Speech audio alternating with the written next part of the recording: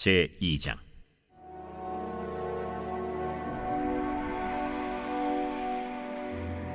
다윗이 죽을 날이 임박하매 그의 아들 솔로몬에게 명령하여 이르되, 내가 이제 세상 모든 사람이 가는 길로 가게 되었노니 너는 힘써 대장부가 되고 내 하나님 여호와의 명령을 지켜 그 길로 행하여 그 법률과 계명과 율례와 증거를 모세의 율법에 기록된 대로 지키라.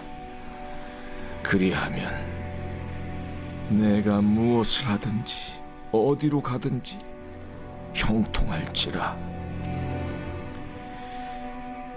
여호와께서 내 일에 대하여 말씀하시기를, 만일 내 자손들이 그들의 길을 삼가 마음을 다하고 성품을 다하여 진실이 내 앞에서 행하면 이스라엘 왕위에 오를 사람이 내게서 끊어지지 아니하리라 하신 말씀을 확실히 이루게 하시리라.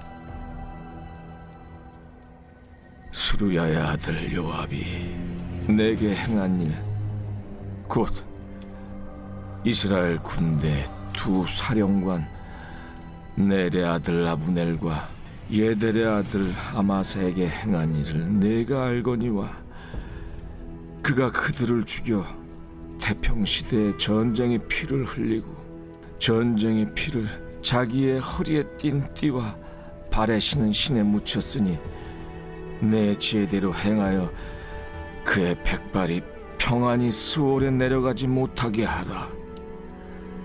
마땅히 길르앗 바르실레의 아들들에게 은총을 베풀어 그들이 내 상에서 먹는 자 중에 참여하게 하라. 내가 내 형 압살롬의 낯을 피하여 도망할 때 그들이 내게 나왔느니라. 바울임 베냐민 사람 게라의 아들 시므이가 너와 함께 있나니, 그는 내가 마하나임으로 갈 때 악독한 말로 나를 저주하였느니라. 그러나 그가 요단에 내려와서 나를 영접함으로 내가 여호와를 두고 맹세하여 이르기를, 내가 칼로 너를 죽이지 아니하리라 하였노라. 그러나 그를 무죄한 자로 여기지 말지어다. 너는 지혜 있는 사람이므로 그에게 행할 일을 알지니 그의 백발이 피 가운데 수월에 내려가게 하라. 다윗이 그의 조상들과 함께 누워 다윗 성에 장사되니 다윗이 이스라엘 왕이 된 지 40년이라. 헤브론에서 7년 동안 다스렸고 예루살렘에서 33년 동안 다스렸더라. 솔로몬이 그의 아버지 다윗의 왕위에 앉으니 그의 나라가 심히 견고하니라. 오늘 본문은 다윗이 그의 아들 솔로몬에게 유언적인 내용으로 말씀하고 있습니다. 1절에 보니까 다윗이 죽을 날이 임박하매, 다윗은 자신에게 죽음의 순간이 온다는 것을 알고 있었습니다.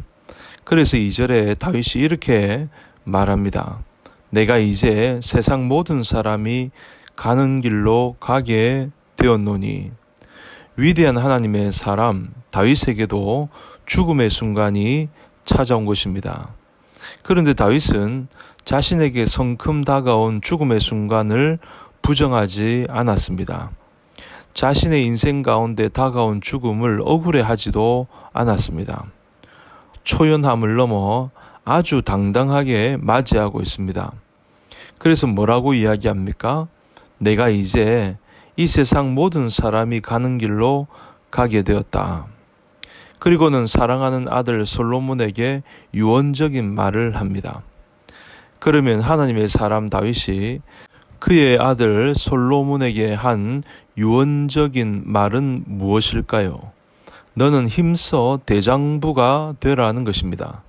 2절 하반절에 그런 말씀이 있죠.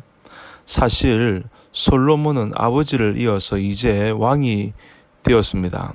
하지만 이제 아버지 다윗이 떠나면 이제 홀로 남지 않습니까? 뿐만 아니라 자신은 백성들의 투표로 인해서 세워진 사람이 아닙니다. 이스라엘에서 최초로 왕위를 물려받아서 후계자로서 왕이 되었습니다. 그러니까 아버지의 왕권을 물려받은 것입니다. 그러니 솔로몬의 마음이 얼마나 두려웠겠습니까? 내가 아버지가 없이 나라를 잘 다스릴 수 있을까?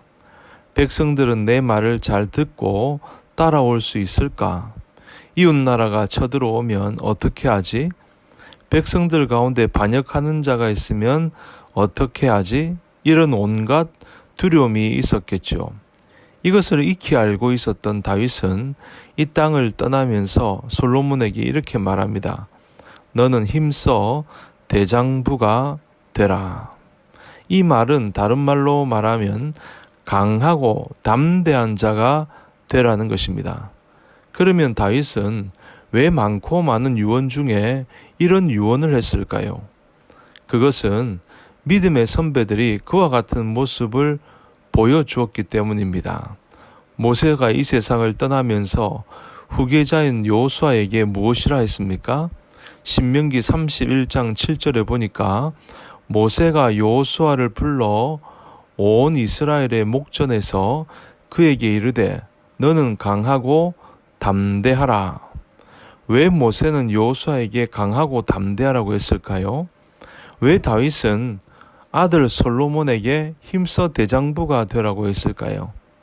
아니, 저와 여러분은 왜 힘써 대장부가 되어야 하고 강하고 담대한 자가 되어야 할까요?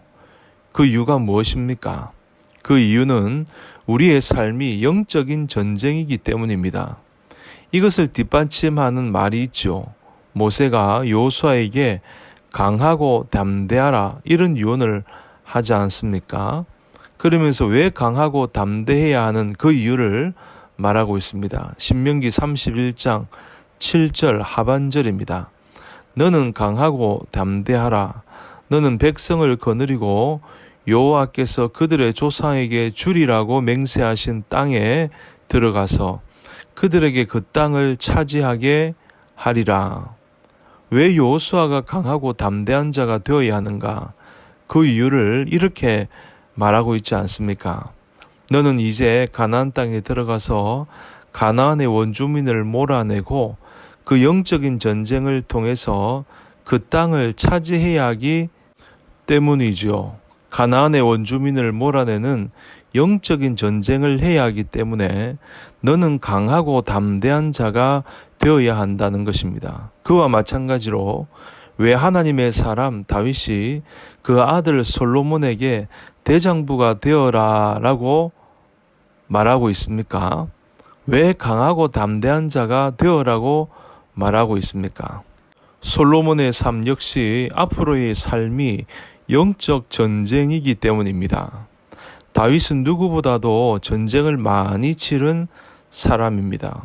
구속사적으로 보면 그 전쟁은 일반적인 전쟁이 아니라 다 영적인 전쟁입니다.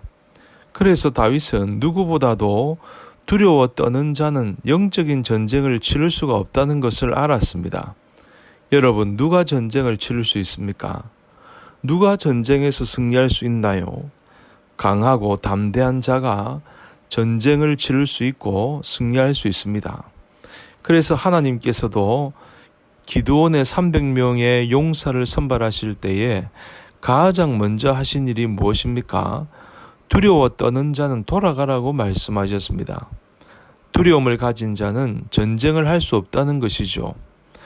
두려움을 가진 자는 전쟁에서 승리할 수가 없습니다. 그래서 다윗은 정말 전쟁에 나갈 때에 대장부처럼 나가서 싸웠습니다. 전쟁을 할 때마다 영적 전쟁의 선봉에 섰습니다. 하나님께 늘 물었고 영적 전쟁의 선봉에 서서 물리쳤습니다. 골리앗 앞에 섰을 때도 이스라엘의 모든 군사들은 두려워서 떠는데 다윗은 물맷돌을 가지고 당당히 만군의 이름으로 블레셋 장수 골리앗을 향해 나아갔습니다. 그러면 동일하게 우리는 왜 힘써 대장부가 되어야 합니까? 우리의 삶이 영적 전쟁이기 때문입니다. 그래서 우리가 강하고 담대한 자가 되지 않으면 영적 전쟁을 하고 있는 이 세상에서 하나님의 사람으로 살아가기가 쉽지 않습니다. 그런데 여러분, 아무나 믿음의 대장부가 되는 것이 아니죠. 아무나 강한 용사가 되는 것이 아닙니다. 성경을 보면 임마누엘의 신앙을 가진 자만이 강하고 담대한 자가 될 수 있습니다. 임마누엘이 무엇입니까? 하나님이 함께한다. 그런 뜻이죠. 그래서 모세는요, 여호수아에게 이렇게 말합니다. 강하고 담대하라. 두려워하거나 놀라지 말라. 네가 어디로 가든지 내 하나님 여호와가 너와 함께 하느니라. 하나님이 너와 함께 하실 것이기 때문에 강하고 담대한 자가 되어라고 하는 것입니다. 그러므로 하나님이 너와 함께 하시기 때문에 두려워 떨지 말라는 것이죠. 여러분, 임마누엘의 신앙을 가질 때에 강하고 담대한 자가 될 줄 믿습니다. 정말로 하나님이 나와 함께 한다는 신앙을 가지게 되면 저와 여러분들이 세상과 타협하지 않고 어떤 일을 만나도 두려워하거나 놀라지 않는다는 사실입니다. 하나님이 우리와 늘 함께 하심을 믿고 하나님을 의지함으로 영적 전쟁 가운데서 힘써 대장부가 되어 인생을 승리할 수 있는 저와 여러분 모두가 될 수 있기를 주님 이름으로 축복합니다.